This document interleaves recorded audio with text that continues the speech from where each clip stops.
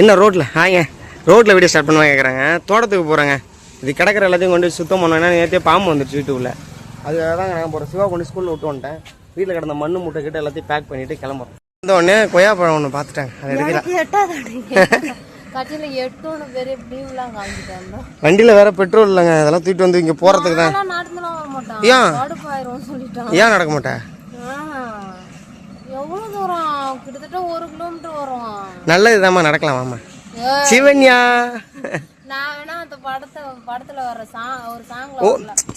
Income காவாயில் வர்ற இவங்க வந்து ரஷ்மிகா வந்தனா நாங்க தேவர் கொண்டா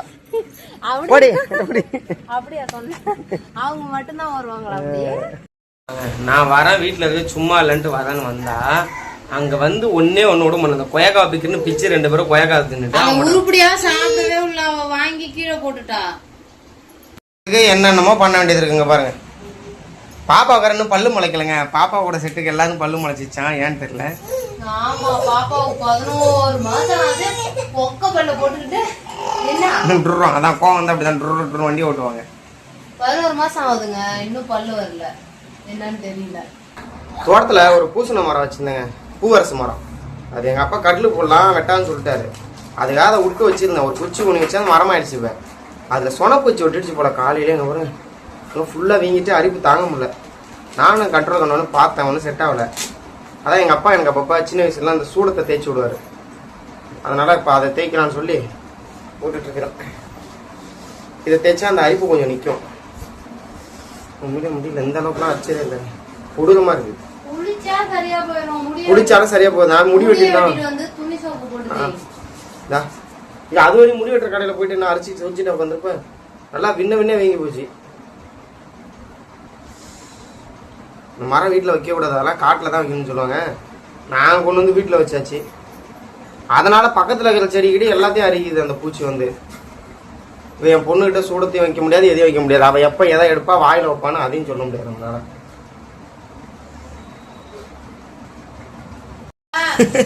எப்போ பாரு எனக்கு தாங்க வேலை. போய் முடி வெட்டிட்டு வந்துட்டேன். நீ முடியே வெட்டல அப்படிங்கிறா. இதுக்கு மேலே குறைச்சா அந்த மண்டை கேவலமாக இருக்கும். இதுக்கே பாரு கேமராவில் எப்படி தெரியுது பெரிய மூஞ்சி.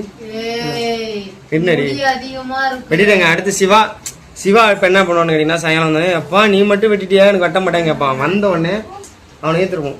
நானும் ரொம்ப நாளாக இந்த மாதிரி ஏதோ ஒரு முறுக்கு மிஸ்லாம் வச்சு பார்க்கணும்னு ஆசைங்க. அதான் இன்னைக்கு போயிட்டு அப்படி கட்டிங் போட்டு வந்தேன். அந்த அப்பயே நல்லா இல்லை. சரிங்களா? அவுட்லுக் எப்படி பார்த்தீங்கன்னா மூஞ்சி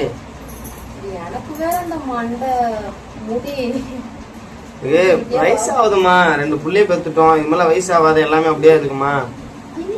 எனக்குமே முடியெல்லாம் நிறைக்குதுங்க. ஃபேஸ் எல்லாம் சுத்தமாக மாறிட்டு இருக்கு. அது இல்லாமல் இப்போ பார்த்தீங்கன்னா ரீசெண்டாக வேலை செம்ம ஹார்டு. ஃபுல் அண்ட் ஃபுல்லு வெயில் போட்டு கொளுத்துச்சு. இப்போ என்னடனா மழை வர மாதிரி 2 நாளாக கிளைமேட் சீட்டு மேலே ஏறிட்டு ஸ்க்ரூ அடிக்கும் போது எனக்கு மயக்கம் வருது, ஒன்றும் முடியல. அதனாலே என் மூஞ்சிலாம் மாறி போச்சுங்க. அதிகமாக ட்ராவலு சுற்றுறது அது இதுன்னு போயிட்டே இருக்கு.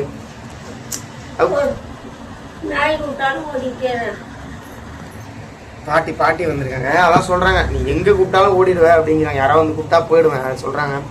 இப்போ உட்காந்துருக்கும் குள்ளாய் சொல்ல ஆரம்பிச்சா. 3 வருஷத்துக்கு முன்னாடிலாம் எனக்கும் குள்ளாய்க்கு ஒரு பஞ்சாயத்து நடந்துட்டு இருக்கும். கோயிலுக்கெல்லாம் போக மாட்டேன். எங்கேயா கோயிலுக்கு போறேன்னா நான் நீங்க போங்க நான் வரேன்னு சொல்லிட்டோம்னா இப்போ வந்துட்டேன் சந்தோஷமா இருக்கு. இதுக்கெல்லாம் காரணம் கடவுளுங்கிறா.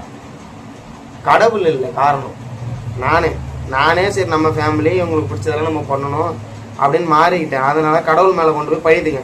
கடவுள் இல்லாமல் பொழுது போகலையா? கடவுள் இல்லாமலாம் பொழுது போகாம கிடையாது. பூமி சுத்துறதை நிறுத்திச்சுன்னா பொழுது போகாது. நம்ம எல்லாம் அவுட் ஆயிடும்.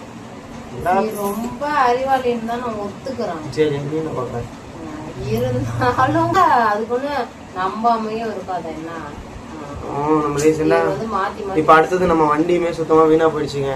வண்டி ஒன்றும் வேலைக்கு ஆகுது போல இருக்கு. வண்டியை விட்டுட்டு வேற வண்டி எங்கேயாவது செகண்டில் திரும்ப ஒரு 5000 கிடைச்சதுன்னா ஒன்று வாங்கலாம்னு ஐடியா பண்ணிட்டு அதுக்குள்ள அதுக்கு அனுப்புறா. இவ்வளோ கடனை வாங்கிச்சுட்டு இன்னும் கடை வாங்கி என்ன பண்ண போறாங்க?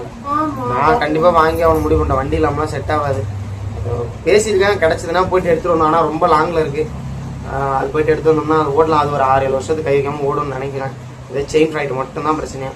அது பார்த்துட்டு உட்காந்துருக்கேன். அப்புறம் நம்ம நீ தான் சொல்லலாம். சிவா வந்து அவனை முடி வெட்டி விடணும். இன்னைக்கு நிறைய வேலை இருக்கு. அவன் வேற என்ன சொல்றான், நான் முடி வெட்டினா ஹீரோ வாட்டம் இருப்பானா. டீச்சர் சொல்லிட்டாங்களா? எதுக்கு எடுத்தாலும் எங்க டீச்சர்ட்ட நான் போய் சொல்லிடுவாங்க. போய் சொல்றா அப்படின்னா இது போய் சொல்றேன். நான் விரட்டுனா அடிச்சாலே சொல்றேன்னு சொல்லுவான். நீங்க டீச்சர்ட்ட போய் சொல்றேன். அது இல்லாம அவங்க டீச்சர் வந்து டான்ஸ் எல்லாம் அவனை சேர்த்துக்கலையாங்க. அதனால சொல்லிட்டே இருந்தாம்மா நீங்க வந்து கேளுமா எங்க டீச்சர் டான்ஸ்ல என்ன சேர்த்துக்கலனா இன்ட்ரெஸ்ட் சேர்த்துப்பாங்க. எப்படி அவனுக்கு ஆர்வம் இல்லாமையா சொல்றான். போய் சொல்லணும் நான் வரேன் டீச்சர். அவன் தான் ஒரு வாரமா இந்த தையல் போட்டதுனால கீழே விழுந்துட்டான்ல, அதனால நாங்க ஒரு வாரமா ஸ்கூல் அனுப்பல. அதுக்கு பதிலா ஏதோ ஸ்பீச்ல தான் சேர்த்திருந்தாங்க. அதுல இன்னைக்கு தான் நினைக்கிறேன் அதுல கலந்துக்கிறானா இல்லையான்லாம் தெரியாது. ஏன்னா ஒரு வாரமா ஸ்கூல் போல, ஒரு வாரம்ல ஒரு 3-4 நாள். அதுக்கே நாங்க கொண்டு போய் விடுறதுக்கே தையலை பிரிச்சுட்டு அனுப்ப வேண்டியதானே அப்படின்னு கேட்டாங்க. இல்ல மேம் பரவாயில்ல அப்படின்னு சொல்லி விட்டுட்டு வந்தேன். ஸ்கூல் சாப்பாடும் அவனே வாங்கி சாப்பிட்டுக்கிறான். இல்ல இப்பல இருந்து குழாய் சொல்றது கரெக்ட் தாங்க. இப்பல இருந்தே ஸ்டேஜ் எல்லாம் ஏறி இவரு சொல்றாரு எதுக்கு அதெல்லாம் வேணாம் வேணாம் அப்படின்னு. எனக்கு சரியான கோவம் வந்துச்சு. ஒரு மாதிரி சரியான பிரைவேட்ல தான் படிக்க வச்சோம். அதுக்கு தனியா அதிகமா காசு கட்டணுங்கிறதுனால சேர்க்காம விட்டோம். இப்ப என்ன கவர்மெண்ட் தானே, இதுக்காக கூட ஒரு 2000 ரூபாய் 1000 ரூபாய் ட்ரெஸ் எடுக்கிறதுக்கு செலவு பண்ண முடியாதா அப்படின்னு செம்ம டென்ஷன் ஆயிட்டேன். இன்னைக்கு 10 பேர் முன்னாடி பேச ஆரம்பிச்சாதான் நாளைக்கு எல்லாரும் முன்னாடி கூச்சம் இல்லாம தெளிவா பேசுவோம். பயம் இருக்காது சுத்தமா. எல்லாத்தையும் தைரியமா பண்ணுவான் அப்படின்னு சொன்னான். ஏன்னா இன்ன வரைக்குமே எனக்குமே ஒரு 10 பேர் முன்னாடி பேசுறதுக்கு பயம். இவருக்குமே அப்படிதான். ஒரு டான்ஸா கிஸா எந்த ஒரு டேலண்ட்டுமே கிடையாது, ஸ்பீச்சா எதுவுமே கிடையாது. அவன் இப்ப இருந்தே என் பொண்ணா இருக்கட்டும் எங்களுக்கு அதிகமா அவனை ஜிம்முக்கு அனுப்பணும், அப்புறம் என்ன கராத்தே கிளாஸ் அதெல்லாம் கத்து கொடுக்கணும்னு எனக்கு ரொம்ப ஆசை. ஆனா அது எதுவுமே இங்க கிடையாது. அதனால அவனை தைரியசாலியா வளர்க்கணும். எதுக்கும் பயப்படக்கூடாது. தைரியசாலினா ரவுடியாவா அடாவடியா சொல்லல, பொதுவெளிகள்ல பேசுறதா இருக்கட்டும், ஒரு பர்ஃபார்ம் பண்றது இதெல்லாம் இருந்தாதான் லைஃப்ல அவங்க கொஞ்சம் நல்லா பெரிய அளவு. யாராவது ஏதாவது கேட்டா கூட பயந்து வாய் உள்ளே பதில் சொல்லுவான். அந்த மாதிரி என் கேரக்டர் அதுதாங்க. நானும் அப்படிதான் இருப்பேன். அதுக்குதான் சொல்றேன் இவர மாதிரியே காலத்துக்கும் இருந்துருவானோன்னு எனக்கு பயம். அந்த ஏன் சேர்த்து விடுறா அதெல்லாம் வேணாம் அப்படின்னு சொன்னோடனே எனக்கு அது சரியான கோபம் ஆயிடுச்சுங்க. உண்மையா அவன் எல்லாத்துலயுமே கலந்துக்கணும், அப்பதான் எல்லாமே அவனுக்கு தெரியும். சரி சேர்த்து விடுங்க, நான் ஒன்னும் சொல்லல. ஏன்னா ஏற்கனவே வந்து ஏதோ கட்டில போட்டுன்னு சொன்னாங்க, அதுக்கே ஒன்னும் சொல்லி கொடுக்கல, நானும் மறந்துட்டேன். அப்படி இருக்கும்போது அடிபட்டுச்சுன்னு சொல்றான் பைத்தியம். அடிபட்டு தானே அப்புறம் நம்ம ஸ்கூலுக்கு அனுப்பாம இருந்தோம். ஏதாவது இப்படிதாங்க ஏதாவது என்கிட்ட ஏதாவது பிரச்சனை பண்ணிட்டே உட்காந்துருப்பேன். நான் வேற அந்த வேலி வச்சாலும் வச்சேன், என் ஃப்ரெண்ட் எல்லாம் என்ன கலாய்க்க ஆரம்பிச்சோம். நீ வேலி வச்சாலும் வச்சடா, நீ இருக்கிறத கேக்குறாங்க. பின்னாடி நர்சரி கார்டன் ஏதாவது வச்சுக்கடான்னு கேக்குறாங்க. ஏன்னா தொடர்ந்து இப்ப இந்த வேலியை வச்சதுல இருந்து டெய்லி 2 கண்ணு, கொய்யா கண்ணு, மாங்கண்ணு, வாழைக்கண்ணு, பலாக்கண்ணு ஏதோ ஒண்ணு எடுத்துட்டு போயிட்டு தான் இருப்பேன். கேட்காம நான் அந்த அளவுக்கு வச்சு நாங்க ரெடி பண்ணிட்டு ஆல்ரெடி பிளான் பண்ணிருக்கேன். அந்த இடத்த ஃபுல்லா வெறும் செடி கொடி மரமா வைக்கணும்னு முடிவு பண்ணியாச்சு. இன்னைக்கு ஒரு 5 பலாக்கண்ணு ஒரு கொய்யா கண்ணு வச்சுட்டு வந்திருக்கேன். தோட்டத்துல இன்னும் இருக்கு, இன்னும் வந்து 6 தென்னங்கன்று இருக்கு. இதெல்லாம் கொண்டு அங்கே செட் பண்றதுக்கு இடம் இல்லை. தேக்கு மரத்தெல்லாம் வெட்டியாச்சுன்னா ஒரு 3 வருஷம் பேக்ல வச்சிருந்து அப்புறமா கொண்டு வைக்கணும். ஏன்னா 4 செவ்வல்லி மரம் ஒரு பச்சை இருக்கும்போது இதெல்லாம் அடையாளம் நம்ம வச்சோம்னா அது ஒரு அடையாளமா இருக்கும்.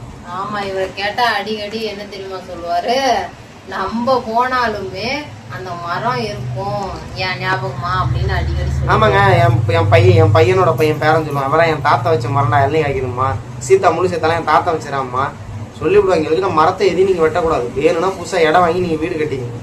அதுக்கு இந்த மரம் எல்லாம் அப்படியே தான் இருக்கணும்.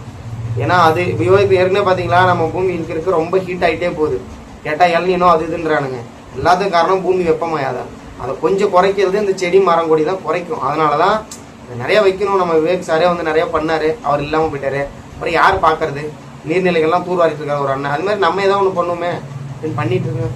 உன் வீட்டுல வச்சா மட்டும் பத்தாது, என் வீட்டுல இருக்கிற மரம் எனக்கு தேவையான ஆக்சிஜனை தீக்கும். ஊருக்குள்ள ஆமா, ஒரு மரம் ஒரு மனுஷனோட வாழ்நாளுக்கு தேவையான பாதி ஆக்சிஜனுக்கு மேல கொடுக்குது. அதனால நம்ம ஒரு 10 மரம் வச்சோம்னா நம்மளால 10 பேர் சுவாசிப்பாங்க.